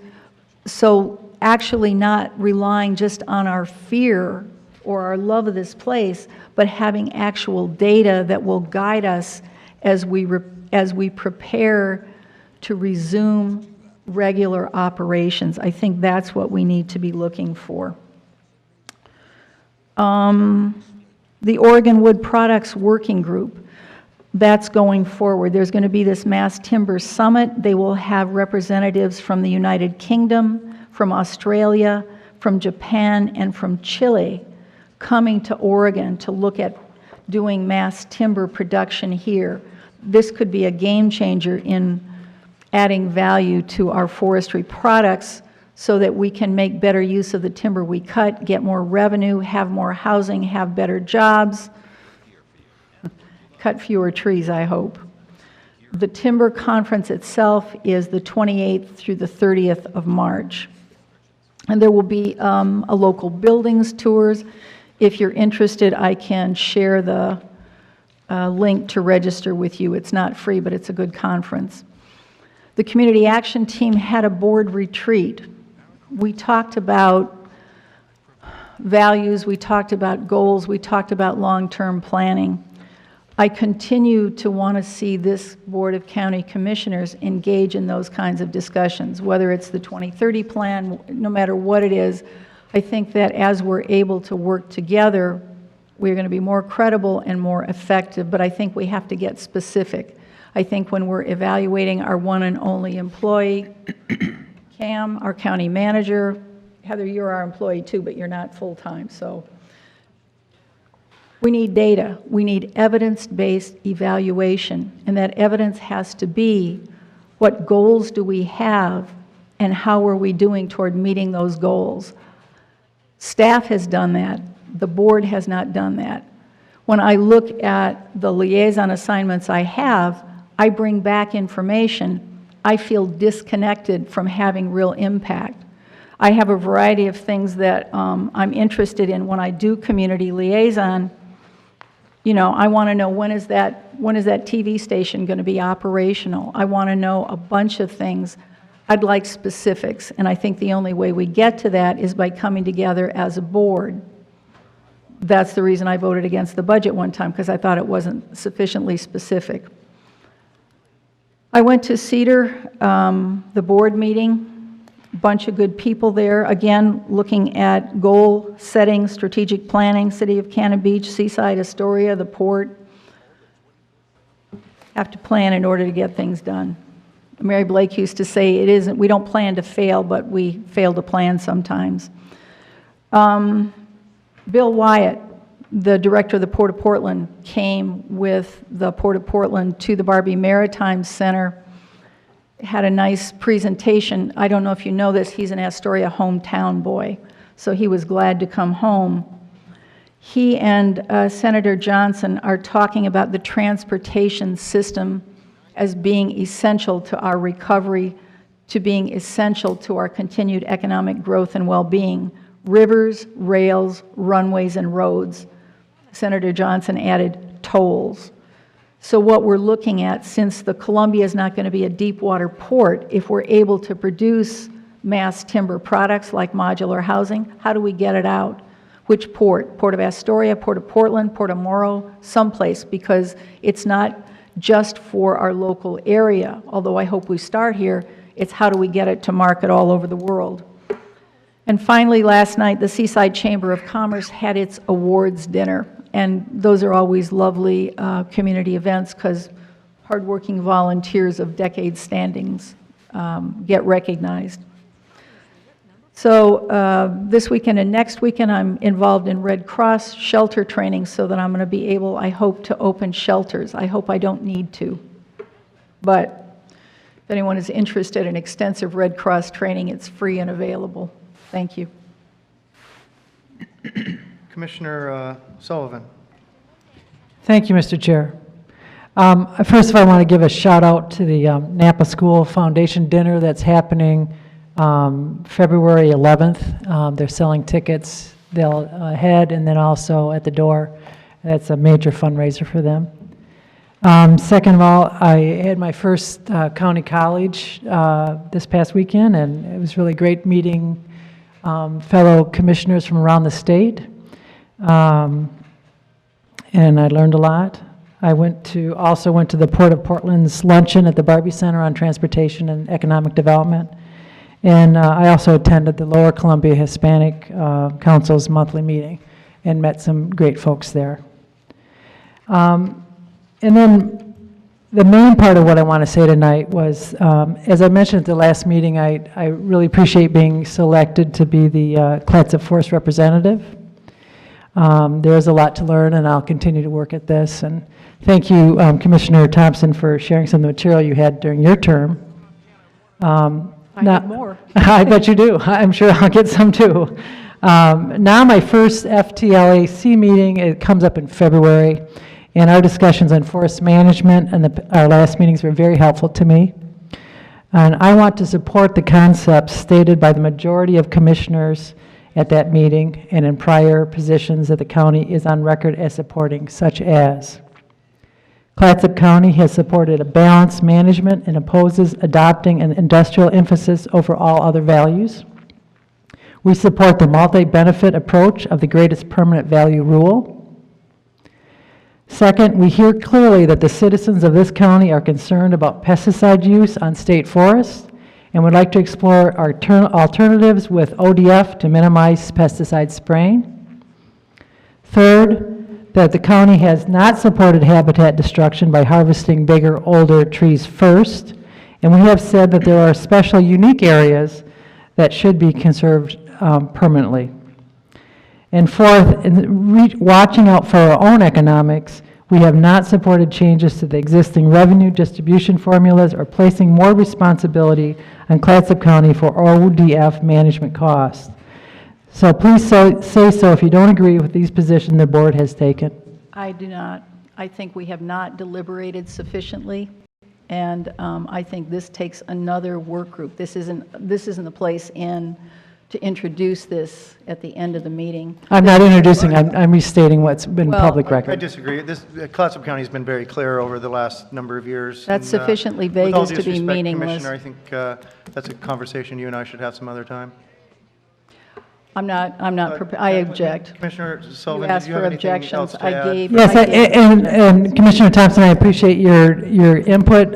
Is any the other people on here have any objections to what I had just reiterated about what has been in the past?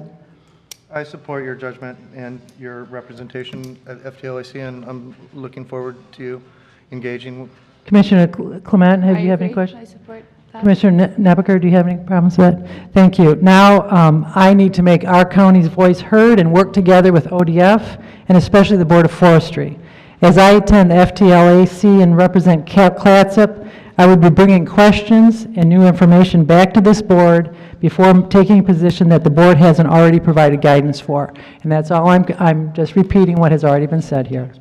I've heard from other commissioners that there's an interest in better understanding our forest resources, so I plan to report regularly on the forest-related meetings that I attend.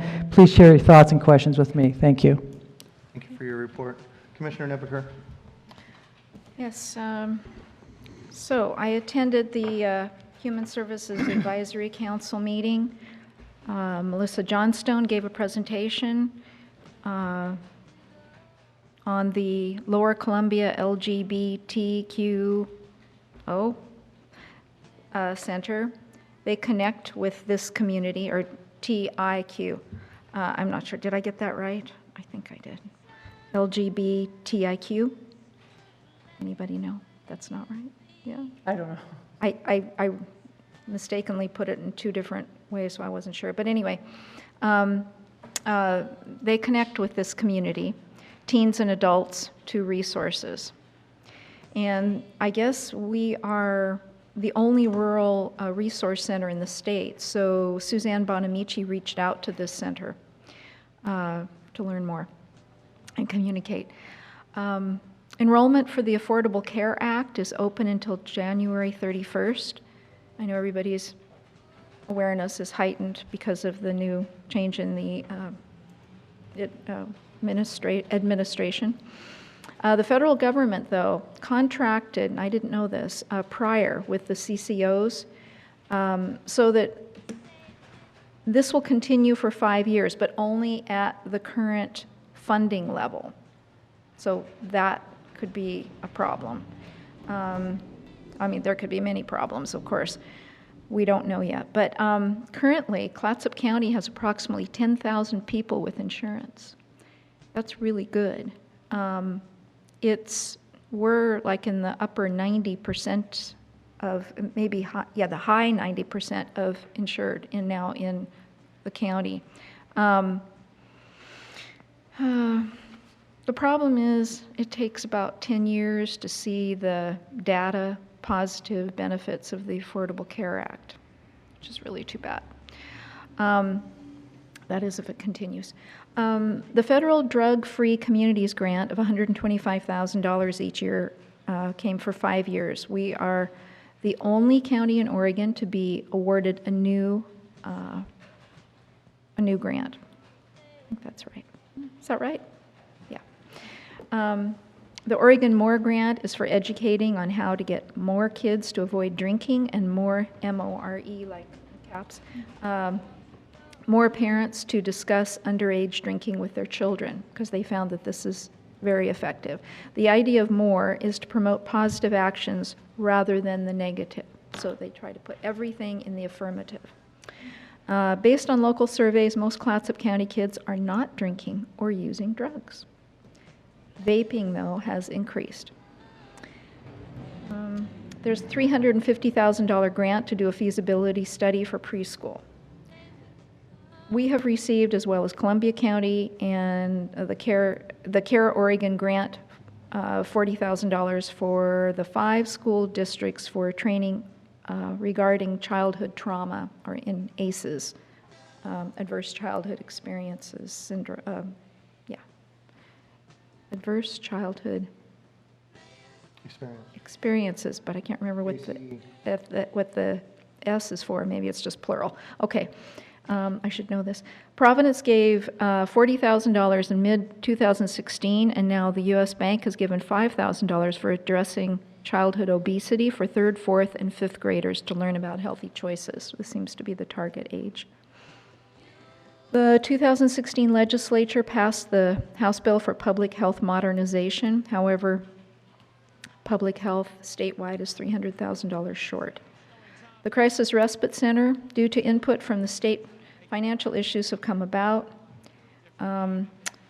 In September, the North Coast Youth Authority facility is set to close.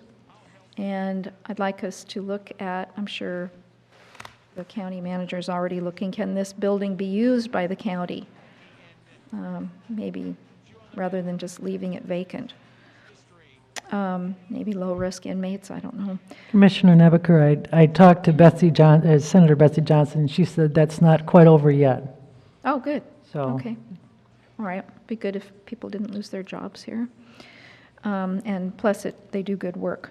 Well, she also said that, along the same lines that you said, that if it does have to close, what can we do with that building? Oh, so. Good. I didn't figure that was my original thought, but I was thinking about this. Let's see. I know, yeah, okay. Then I met with the County Arts Council. We met in Napa. As you know, 800 surveys were required to be completed by the end of this last year, and they completed 820 surveys. That's really good. Data from the survey will be evaluated, and we'll hear in May what the results are. The study, approximately $5,000, was paid for in half by a grant from the Oregon Arts Commission. The Astoria Visual Arts, AVA, received an $8,000 grant for art and public education in the Astoria and Napa schools. It is called Miss B, after Noel Thomas's high school art teacher. Isn't that sweet? They also have a successful artist in residence program.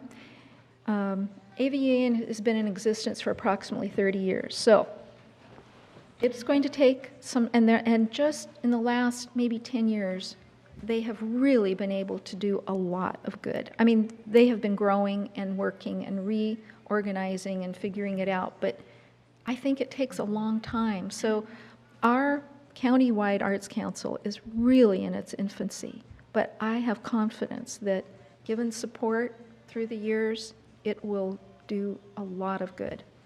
Sarah, I just had a question about Yeah. that. What kind of collaboration is there between the Arts Council and the AVA? Have they been able to work together in your mind, or is there kind of some sort of collaboration? They send a representative, and so we learn about them. They're very interested in what the Arts Council, Countywide Arts Council is doing. Great. And I think, yes, there is collaboration, but we're too early to be, we need this survey done, and that has taken a lot of energy. Like I say, it's in its infancy. When you look at the Central Oregon Coast, but they called themselves the North Coast Arts Council, and they received our data from what we receive in funds for the arts economically. They were using all of our benefits because we didn't have our own Arts Council. And so they were able to increase their numbers and get good grants, but they've been in existence for 30 years too. It takes a while. And so I'm hoping that this council will continue to be supported as it grows. These people who are on this council now, and I'm hoping that as the turnover continues in the future, that these people will be as enthusiastic as what we have now, because I think they can do a lot of good. However, affordable art spaces for artists are fast disappearing, along with the workforce housing. That's a problem, because if the artists do not have spaces to work and live, then we lose it. And anyway, that's something to consider. It isn't just the workforce housing. Well, artists, working artists, are part of the workforce as well. It's just they generally have less money. There's contra dances every second Friday at the Movement Center. And that sounds really fun. The next one is February 10th, goes 7 to 10. That building is for sale. So all of that has been built up and that's bringing community together through the arts could disappear. Let's see. Oh, something that I would ask the council to consider. I'd like to look at what I vaguely remember. I should ask the county manager to look into this, or Teresa, perhaps. I vaguely remember about the Arts Council having term limits, as this does not seem to be a good idea to me. We have a small pool of people to draw on, so I would like to look at that. I think that was, I can't remember. Sarah, help me out here, does the Arts Council, do they have their own bylaws? And so they could probably get in there and do a little housekeeping there. Yeah. They would have to come before us to change the bylaws? Or can they change their own bylaws? No. No, it would have to come back to you because they're a creation of the county I see. commission. Okay. So I'd really like us to consider this, because I remember at the time they wanted to do that, and I thought, yeah, I don't know that that's a good idea. So I think they're thinking, yeah, this really isn't such a good idea. So, all right, so we can Yeah, so we talk can about kind of that. keep that on our radar. Great. And I just want to say, as Commissioner Sullivan brought it up, and I think, yeah, we need to support these things. Seaside High School is having a scholarship fundraiser this Thursday, so tomorrow. I don't know if any of you were around or remember Khan's Restaurant in Seaside. You do? I remember my mom talking about Yeah, it was a Chinese restaurant. It was great. When my husband and I were raising our children, we would go there often. Well, Mark Khan is their son. I mean, the restaurant's been closed for many years. And he's going to be cooking all of the same recipes that they had. So for this fundraiser, it starts at 5:30. How neat. The high school. Thank you. Thank you. Commissioner Clement. Just two things. Local Dungeness season is in full swing. So far, only one boat has been lost. Fortunately, all 5 were rescued. It's been noted that the calm, clear thinking of the captain is really the reason why they're all alive today. He's quite young, but experienced and was very calm. He had about 3 minutes to get everyone in survival suits and off of the boat. And he did that in the clearest, calmest way I had ever heard. Another boat nearby rescued them. They weren't in the water long, all had survival suits, and nobody was even remotely injured. So that was good. Speaking of jobs, we've been talking a lot about jobs. We now have 5 local people out of their job because of that, and it just goes to show how volatile the commercial fishing industry really is. So they are looking for work because everyone has their crew right now because it's the heart of the season. The weather this past week was up to 25-foot seas, so most of the fishermen's pots are all torn up and upside down, and they lose most of the crab out of them. So the catch has been low today and yesterday, so the price will go up. Just a little perspective, the fishermen are they settled on $2.80 a pound. I pay $29.99 a pound wholesale. So where does all that middle, Where do you think? where does, To you the tell me. middleman. It goes to the cannery, and then it goes to the distributor, and then the distributor gets it to me. So there's 2 people in between me. Is that for shaked crab? Or? That's for shake crab. So 287, maybe it's 4. I mean, if you're really good, you get a lot of, there's the biggest shell to crab ratio. So there's a Right. lot of crab in that crab. And I hear they're full this year. They're full. So that's really, maybe it's $4.50 by the time that it gets shaken out. That's how much it would cost you if you shook the crab that the fishermen are getting. So it's, to me, that's just extremely disturbing. Second thing, the annual chamber meeting and banquet is this Saturday. They have a lumberjack theme, flannel up, costs $35 for the dinner.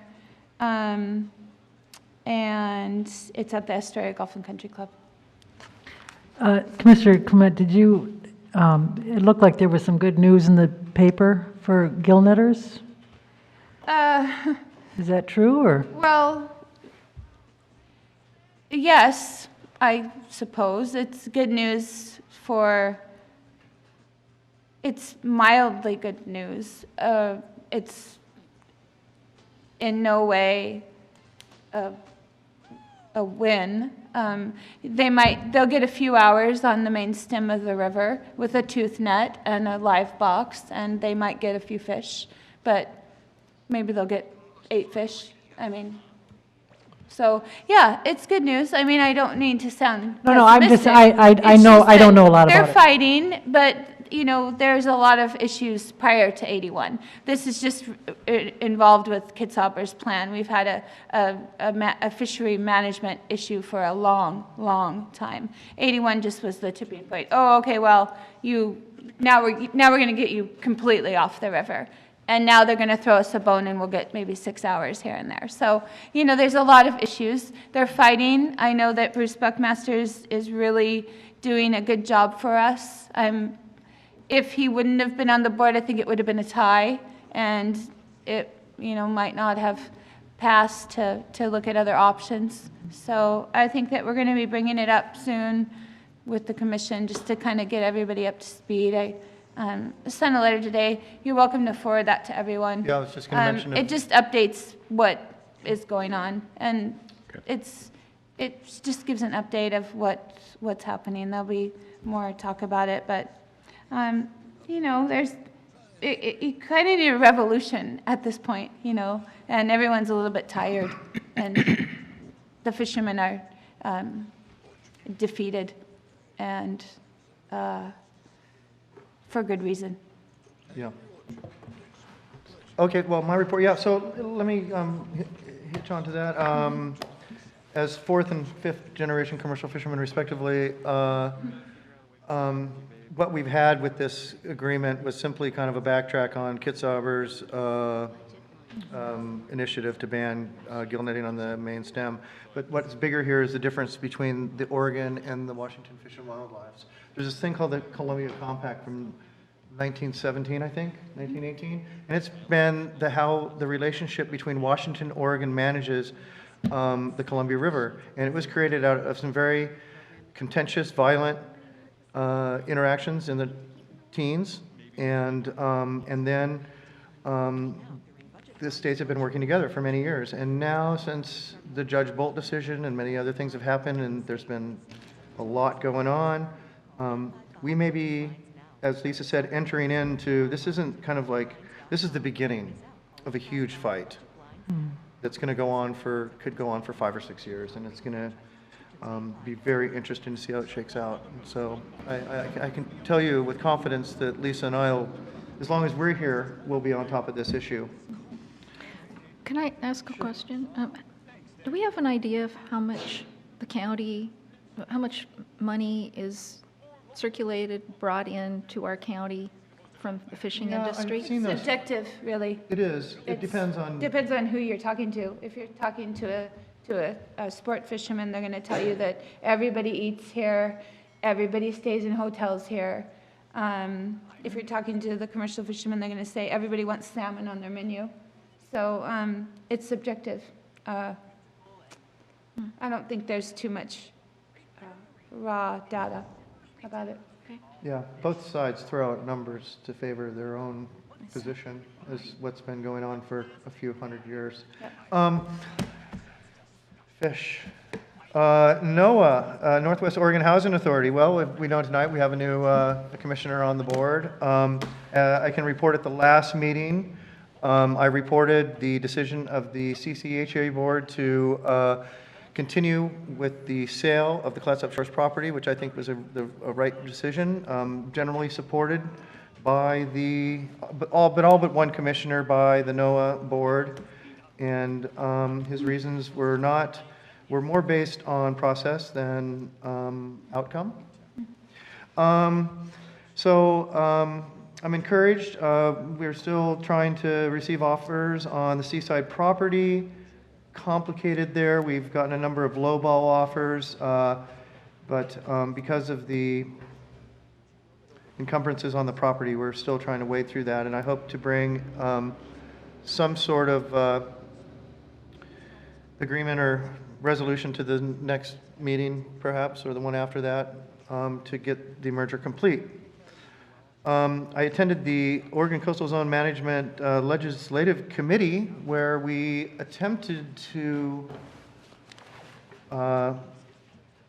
intervene on a small legislative housekeeping issue, but unfortunately, after the meeting, we realized that we didn't have a quorum, and it's disappointing, but we're moving forward with the leadership of AOC and Rob Bouvet, and this is interesting.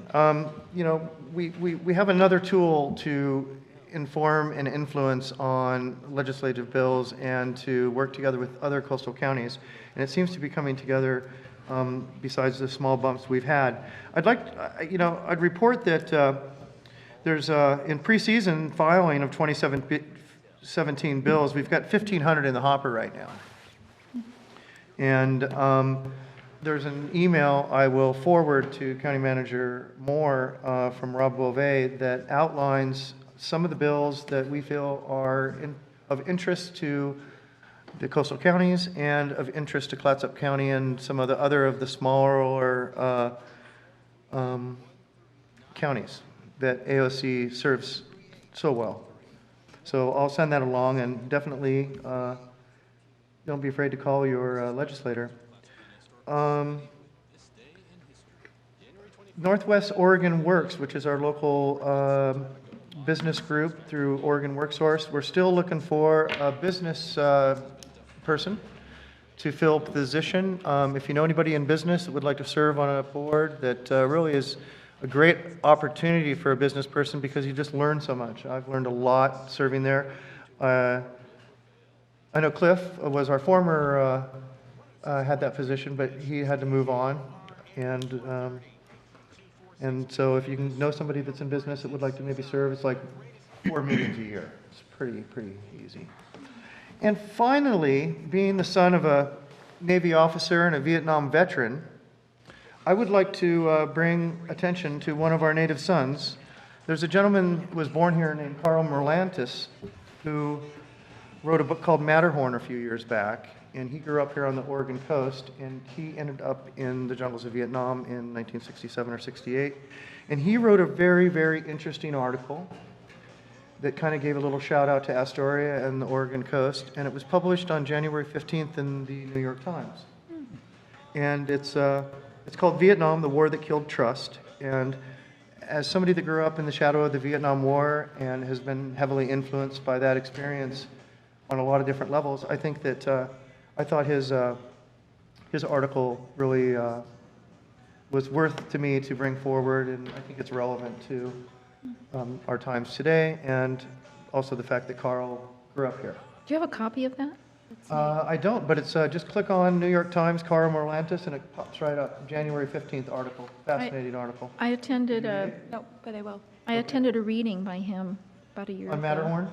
Yeah. Yeah, he's a great author. He's really someone we should be proud of. Okay, so where do I go again? New York Times, But, January 15th. How do you spell his name? Marlantas. M-A-R. Exactly like it sounds. Lantas, Marlantis, Carl. Great article. And other than that, that's what I have. And how about county manager's report? Just a couple of quick things. You'll hear more about this later, but I did receive correspondence earlier this week from the Government Finance Officers Association, and Monica and her team have been recognized for their excellence in budget preparation. We will have something a little bit more formal, a little bit down the road, but I thought given the topic of discussion tonight, it was probably good to share that. Also, I had planned to ask this and suggest this, but based on all the comments, I'm guessing the answer will be an enthusiastic yes. But I think it would be important for us sometime in the next, hopefully 60 days or so, to schedule a goal-setting session. For the board, I would think we're going to need at least a half a day. And assuming that you're all, supportive of that, we'll try to work with you around schedules to see when we can get that put together. I know just and again, I don't know everything that they discussed, but I know recently Astoria did it, and they actually ended up spending 9 hours one day. But they got through it all in one day and feel like they have some good goals going forward. So I would think at least a half a day. If you're willing to devote more time to that, we'll reach out to you and try to see when we can find those blocks of time. And that would include the using the 2030 plan, right?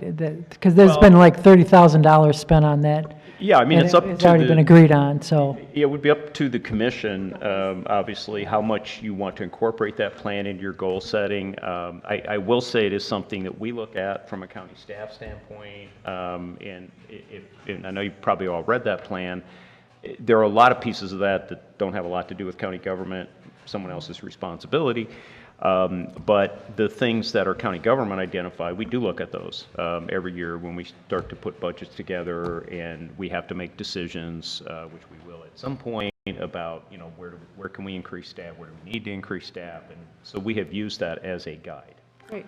Yeah, in years past, we've had the board retreat, and I think now we're going to zero in a little more and go more for that goal setting, which is just great, and that's a great opportunity. It is half a day appropriate with everybody? Do you want us to try to find a longer block of time? Longer, if it need be. I mean, well. here's the thing, to put an artificial constraint on something that's this important.